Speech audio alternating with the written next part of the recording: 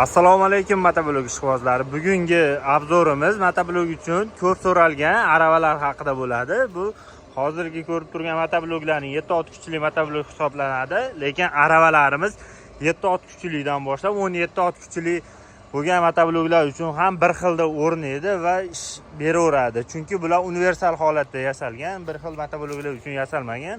Xohlagan turdagi aravalarga qo'yib foydalansalaring bo'ladi.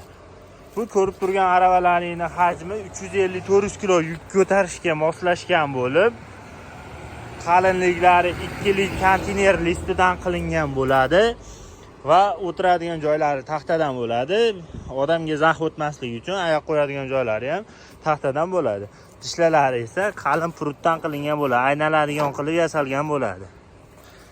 Motoblogda yurishi uchun qulaylik keltirish maqsadida xuddi shunday turdagi aylanadigan dishlalar qilingan va buni aravani tag qismini ko'ramiz hozir. Aravani tag qismini ko'rib turishlaring mumkin. Qalinligi 4 ga 4 bo'lgan profillardan qilingan bo'ladi. Yupqa go'nliklar ishlatilmaydi. Yuk ko'tarish hajmini oshirish uchun qalin detallardan foydalanilgan bo'ladi. Balonlari ham o'sha 350-400 kg yuk ko'tarish uchun moslangan shiroki balonlardan qo'yilgan. Agar kimgadir yo'q, menga mashina balonidagisi kerak desalaring, mana mashina balonga moslangani ham xudo xolasa tayyorlanyapti. Tayyorgarlik jarayoni ketyapti. Kimga qanaqa turi kerak bo'lsa, bu bir xildagi turi, yana 2 xil, 3 xil variantlari bor. 1 tonnagacha yuk oladigan aravalar ham yasab beriladi. Ish jarayoni o'zimiz to'kirning sexdan ketyapti.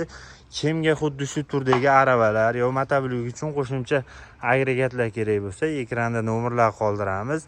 Bemalol aloqaga chiqishlaring mumkin. Qo'ldan kelgancha barcha viloyatlarga dostavka qilib yetkazib beramiz.